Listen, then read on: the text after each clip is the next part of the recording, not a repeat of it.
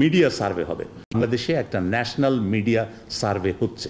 গত 53 বছরে কোনো মিডিয়া সার্ভে হয়নি। বাংলাদেশ প্রেস কাউন্সিল, যেটা অকার্যকর প্রতিষ্ঠান হিসাবে সবাই বলেছেন, এটা একটা ব্যর্থ প্রতিষ্ঠান। প্রত্যেকের ট্যাবে জিপিএস ট্র্যাকার বসানো থাকবে, যাতে আমরা কেন্দ্রীয়ভাবে দেখতে পারি যে তারা আসলেই মাঠে গেছেন কি যাননি। আমরা জানতে চাই যে মানুষ কি কোনো মাধ্যমকে ট্রাস্ট করে।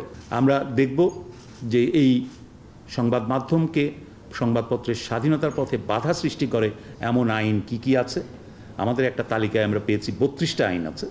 আমরা আশা করছি যে সেই আইনগুলোর সংশোধনের জন্য আমরা প্রস্তাব করতে পারব।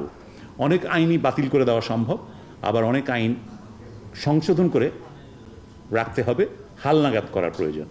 আবার নতুন আইনেরও প্রয়োজন আছে। নতুন আইন প্রয়োজন, যেটা সাজেশন হিসাবে এসছে অনেকের কাছ থেকে, এবং আমি মনে করি তার পেছনে অনেক যৌক্তিকতা আছে। সেটা হচ্ছে সংবাদ মাধ্যমের সুরক্ষা আইন। আরেকটি বিষয় যেটা আলোচনায় আছে এবং যেটা আমরা খুব গুরুত্বের সাথে দেখছি, সেটা হচ্ছে সংবাদ মাধ্যমেরও জবাবদিহিতার প্রশ্ন। আমাদের সংবাদ মাধ্যমের জবাবদিহিতার জায়গা খুবই সীমিত। একটা জায়গা আছে, সেটা হচ্ছে বাংলাদেশ প্রেস কাউন্সিল, যেটা অকার্যকর প্রতিষ্ঠান হিসাবে সবাই বলেছেন। এই বিষয়ে কারো কোনো দ্বিমত নেই, কেউ ভিন্নমত করেননি যে না এটা খুব কার্যকর প্রতিষ্ঠান, এটা কেউ বলেননি। সো এটা একটা ব্যর্থ প্রতিষ্ঠান, এবং এই ব্যর্থ প্রতিষ্ঠানটাকে কিভাবে রিপ্লেস করা যায় অথবা কার্যকর করা যায় সেই চিন্তাও আমাদের করতে হবে। এবং এই ব্যর্থ প্রতিষ্ঠানটা ব্যর্থ হওয়ার কারণেই কিন্তু, অথবা এই প্রতিষ্ঠানটাকে ব্যর্থ করার কারণেই কিন্তু, কারণ ব্যর্থ করার উদ্দেশ্য থেকে আমাদের দেখা গেছে যে যারা ক্ষতিগ্রস্ত হন কিংবা ক্ষতিগ্রস্ত হন না, সংবাদ মাধ্যমের উপরে চাপ প্রয়োগ করতে চান, তারা ফৌজদারি মামলা করেন, তারা নানা ধরনের হয়রানি করেন, নানা ধরনের হুমকি দেন, এমনকি শারীরিক হামলা পর্যন্ত করেন, শারীরিক লাঞ্ছনা। তো সুতরাং আমাদের এই মেকানিজমটা থাকা দরকার যে সংবাদ মাধ্যমের কাছে সংবাদ মাধ্যমের দায়িত্বশীলতার একটা জবাবদিহির জায়গা তৈরি করা দরকার, কার্যকর দায়িত্বশীলতার জায়গা। তো এই বিষয়গুলো নিয়ে আমরা কাজ করব, এবং এই বিষয়গুলো নিয়ে আমরা প্রত্যেকের সাজেশন গ্রহণ করছি, পরামর্শ করছি, এবং সেই পরামর্শগুলো খুবই গুরুত্বপূর্ণ। কাদের সাথে আমরা পরামর্শ করছি? আমরা অংশীজন যারা আছেন প্রত্যেকের সাথেই পরামর্শ করার চেষ্টা করছি। অংশীজনদের মধ্যে মালিকরা আছেন, সম্পাদকরা আছেন, সাংবাদিকরা আছেন, আর আছেন কারা? আর আছেন জনগণ, পাঠক, দর্শক, শ্রোতা।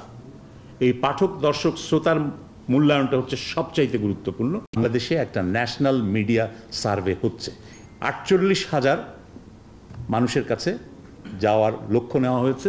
842টা প্রাইমারি সার্ভে ইউনিট এই সার্ভে করবে বাড়ি বাড়ি গিয়ে, এবং যাতে ভুয়া সার্ভে না হয় সে কারণে যারা মাঠ পর্যায়ে কর্মী কাজ করবেন তাদের প্রত্যেকের ট্যাবে জিপিএস ট্র্যাকার বসানো থাকবে, যাতে আমরা কেন্দ্রীয়ভাবে দেখতে পারি যে তারা আসলেই মাঠে গেছেন কি যাননি।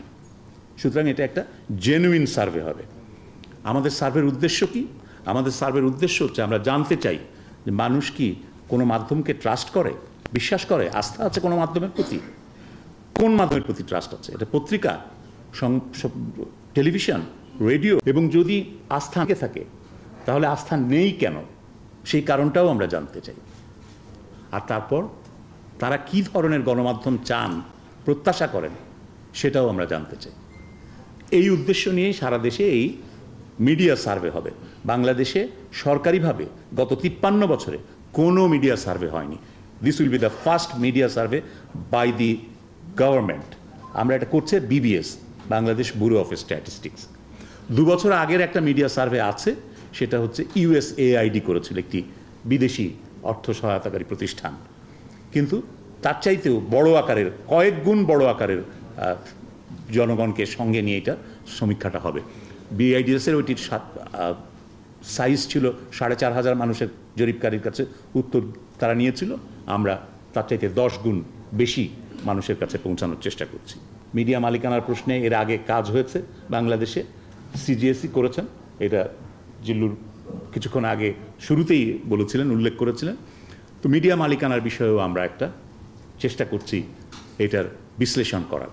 এই বিশ্লেষণটা করা হবে কিসের ভিত্তিতে? মিডিয়া মালিকানায় কারা আছেন, সরাসরি, পরোক্ষ, প্রত্যক্ষ, সবভাবেই। অর্থাৎ তাদের পরিচালনা পর্ষদে কারা আছেন, টাকাটা কোত্থেকে আসে, সেটা জানার চেষ্টা করা হচ্ছে।